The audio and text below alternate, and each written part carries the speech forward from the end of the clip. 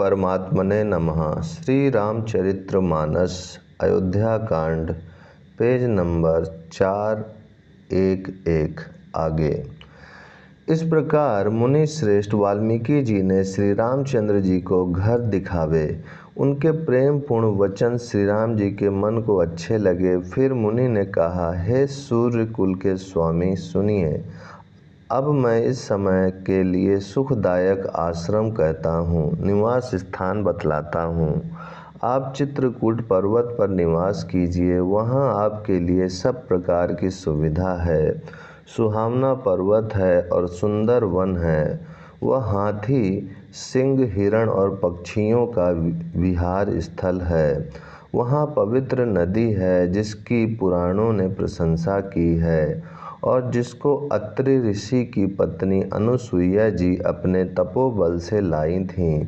वह गंगा जी की धारा है।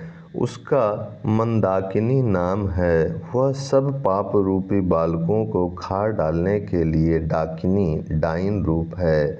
अत्रि आदि बहुत से श्रेष्ठ मुनि वहाँ निवास करते हैं, जो योग जप और तप करते हुए शरीर को कसते हैं। हे राम जी, चलिए सबके परिश्रम को सफल कीजिए और पर्वत श्रेष्ठ चित्रकूट को भी गौरव दीजिए। महामुनि वाल्मीकि जी ने चित्रकूट की अपरिमित महिमा बखान कर कही। तब सीता जी सहित दोनों भाइयों ने आकर श्रेष्ठ नदी मंदाकिनी में स्नान किया। श्री रामचंद्र जी ने कहा, लक्ष्मण, बड़ा अच्छा घाट है, अब यहीं कहीं ठहरने की व्यवस्था करो। तब लक्ष्मण जी ने पयस्विनी नदी के उत्तर के ऊंचे किनारे को देखा और कहा कि इसके चारों ओर धनुष के जैसा एक नाला फिरा हुआ है। नदी मंदाकिनी उस धनुष की प्रत्यंचा डोरी है और शम दम दान बाण है। कलयुग के समस्त पाप उसके अनेकों हिंसक पशु रूप निशाने हैं। चित्रकूट ही मानो अचल शिकारी है, जिसका निशाना कभी चूकता नहीं और जो सामने से मारता है। ऐसा कहकर लक्ष्मण जी ने स्थान दिखलाया। स्थान को देखकर श्री रामचंद्र जी ने सुख पाया। जब देवताओं ने जाना कि श्री रामचंद्र जी का मन यहाँ रम गया, तब वे देवताओं के प्रधान थवई मकान बनाने वाले विश्वकर्मा को साथ लेकर चले। सब देवता कोल भीलों के वेश में आए और उन्होंने दिव्य पत्तों और घासों के सुंदर घर बना दिए। 2 ऐसी सुंदर कुटिया बनाई जिनका वर्णन नहीं हो सकता। उनमें एक बड़ी सुंदर छोटी सी थी और दूसरी बड़ी थी। लक्ष्मण जी और जानकी जी सहित प्रभु श्री रामचंद्र जी सुंदर घास पत्तों के घर में शोभायमान हैं, मानो कामदेव मुनि का वेश धारण करके पत्नी रति और वसंत ऋतु के साथ सुशोभित हो। उस समय देवता, नाग, किन्नर और दिक्पाल चित्रकूट में आए और श्री रामचंद्र जी ने सब किसी को प्रणाम किया। देवता नेत्रों का लाभ पाकर आनंदित हुए। फूलों की वर्षा करके देव समाज ने कहा, हे नाथ, आज आपका दर्शन पाकर हम सनात हो गए। फिर विनती करके उन्होंने अपने दुसह दुख सुनाए और दुखों के नाश का आश्वासन पाकर हर्षित होकर अपने अपने स्थानों को चले गए। श्री रघुनाथ जी चित्रकूट में आ बसे। यह समाचार सुनकर बहुत से मुनि आए।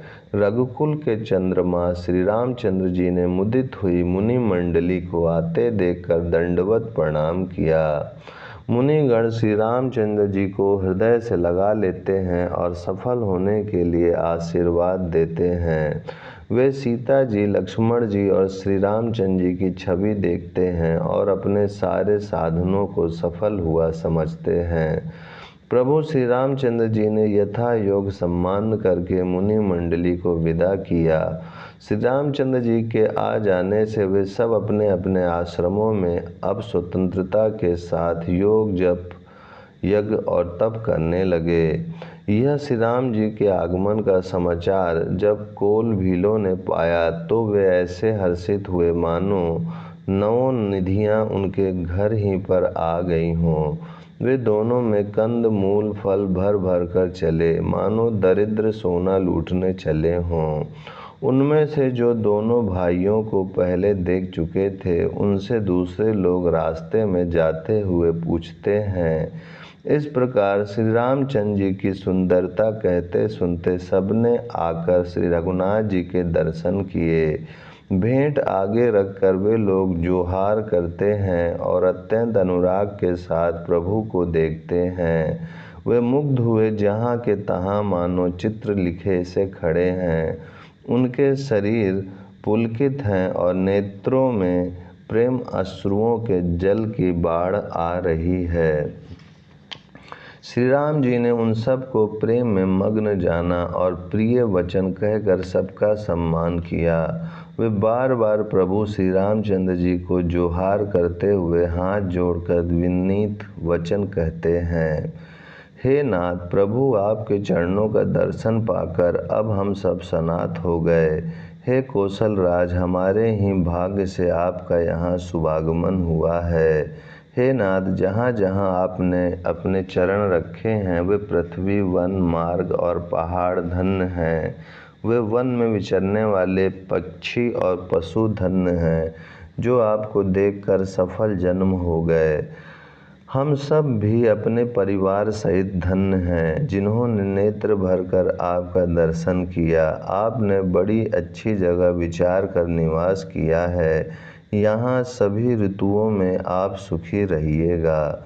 हम लोग सब प्रकार से हाथी, सिंह, सर्प और बाघों से बचाकर आपकी सेवा करेंगे। हे प्रभु, यहाँ के बीहड़, वन, पहाड़, गुफाएं और खो, दर्रे सब पग पग हमारे देखे हुए हैं। हम वहाँ वहाँ उन स्थानों में आपको शिकार खिलावेंगे और तालाब, झरने आदि जलाशयों को दिखावेंगे।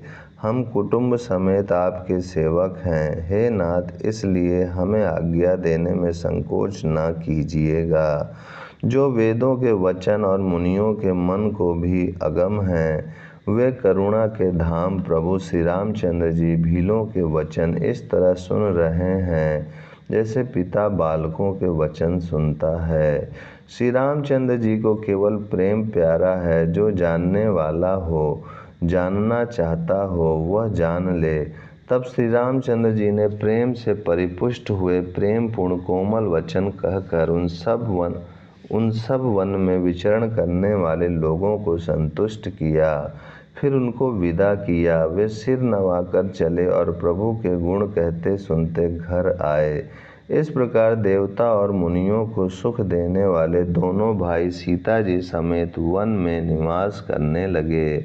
जब से श्री रघुनाथ जी वन में आकर रहे, तब से वन मंगलदायक हो गया। अनेकों प्रकार के वृक्ष फूलते और फलते हैं और उन पर लिपटी हुई सुंदर बेलों के मंडप तने हैं।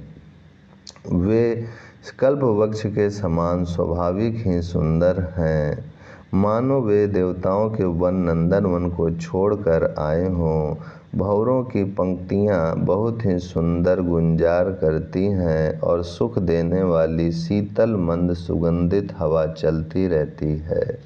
ओम शांति शांति शांति।